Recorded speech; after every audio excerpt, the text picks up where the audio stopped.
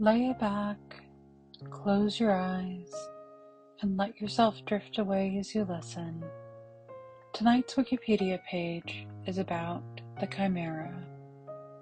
According to Greek mythology, the Chimera was a monstrous fire-breathing hybrid creature from Lycia, Asia Minor, composed of different animal parts. Typically, it is depicted as a lion with a goat's head protruding from its back and a tail ending with a snake's head. Some representations also include dragon's wings. It was an offspring of Typhon and Echidna, and a sibling of monsters like Cerberus and the Lernaean Hydra. The term chimera has come to describe any mythical or fictional creature with parts taken from various animals to describe anything composed of disparate parts or perceived as wildly imaginative, implausible, or dazzling. In other words, a chimera can be any hybrid creature.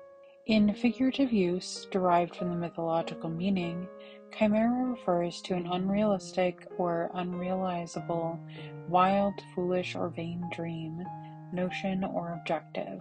According to Hesiod, the chimera's mother was a certain ambiguous she, which may refer to Echidna, in which case the father would presumably be Typhon, though possibly, unlikely, the Hydra or even Ceto was meant instead.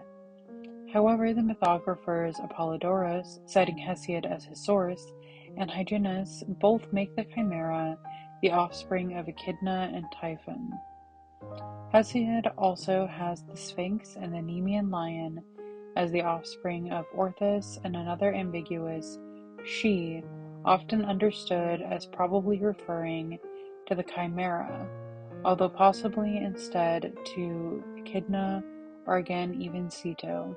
Homer described the chimera in the Iliad, saying that she was of divine stock, not of men, in the forepart a lion, in the hinder a serpent, and in the midst a goat, breathing forth in terrible wise the might of blazing fire.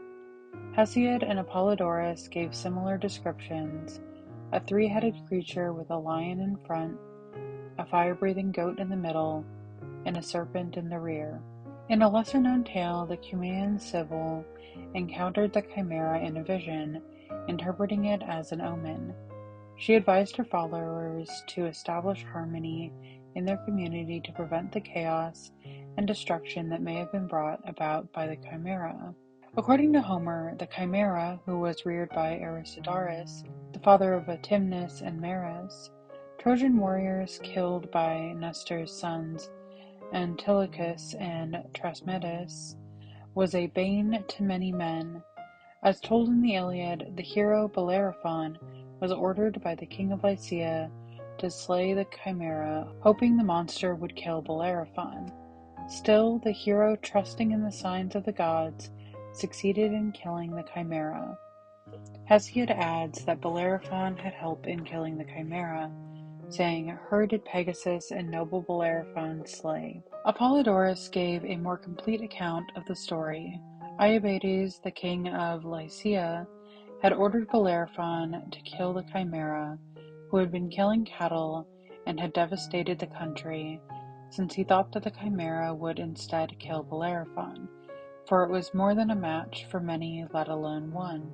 But the hero mounted his winged horse Pegasus, who had sprung from the blood of Medusa, and soaring on high shot down the chimera from the height. Although the chimera was, according to Homer, situated in foreign Lycia, her representation in the arts was wholly Greek.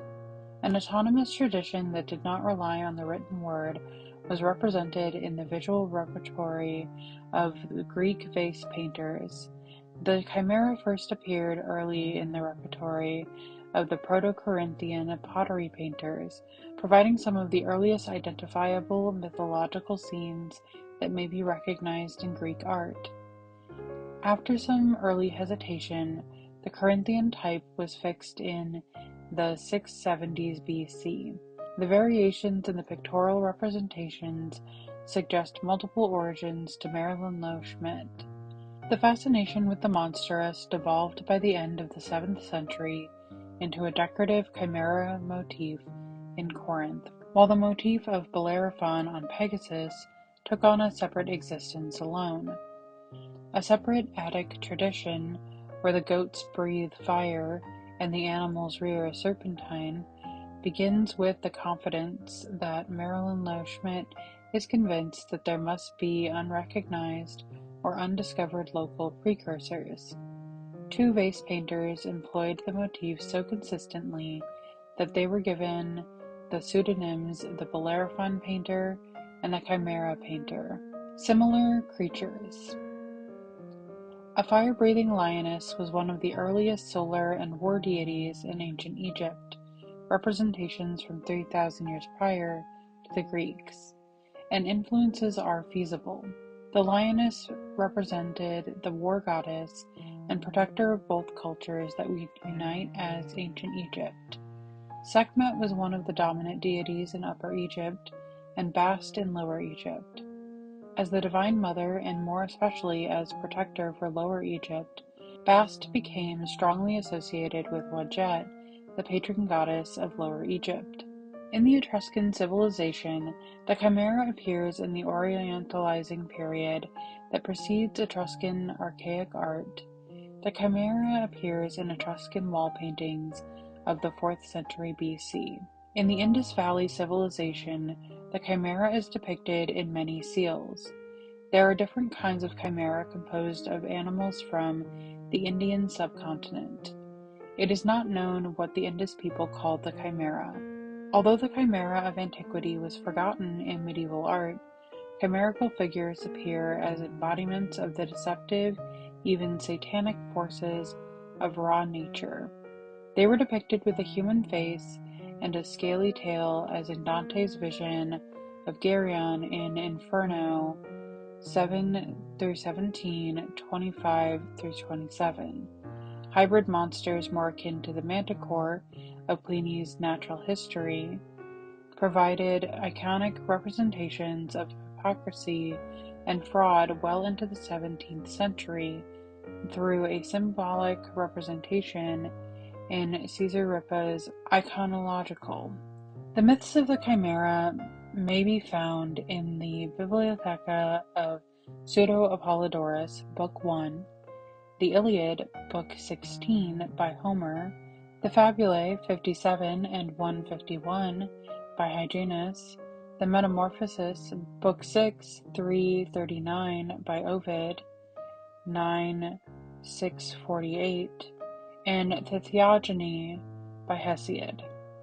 Virgil in the Aeneid, Book 5, employs chimera for the name of a gigantic ship of Gyas in the ship race, with possible allegorical significance in contemporary Roman politics.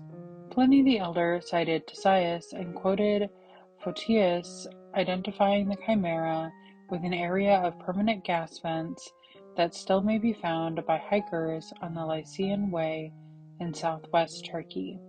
Called in Turkish Yanartus, Flaming Rock, the area contains some 24 vents in the ground, grouped in two patches on the hillside above the temple of Hephaestus, approximately 3 kilometers north of Sirali, near ancient Olympos in Lycia. The vents emit burning methane thought to be of metamorphic origin. The fires of these were landmarks in ancient times and were used for navigation by sailors. The Neo-Hittite chimera from Carchemish, dated 850 to 750 BC, which is now housed in the Museum of Anatolian Civilizations, is believed to be a basis for the Greek legend. It differs, however, from the Greek version in that a winged body of a lioness also has a human head rising from her shoulders. Some Western scholars of Chinese art, starting with Victor Segalin, use the word chimera generically to refer to winged lion or mixed species quadrupeds such as Bixi, Tianlu, and even Qilin. The term, and often the general concept, has been adopted by various works of popular culture, and chimeras of differing descriptions can be found in contemporary works of fantasy and science fiction. In heraldry, the chimera is shown to have the head and front legs of a lion, the head of a goat emerging from its back, with parts of its center body being a goat as well, the hindquarters of a dragon, and a snake-headed tail.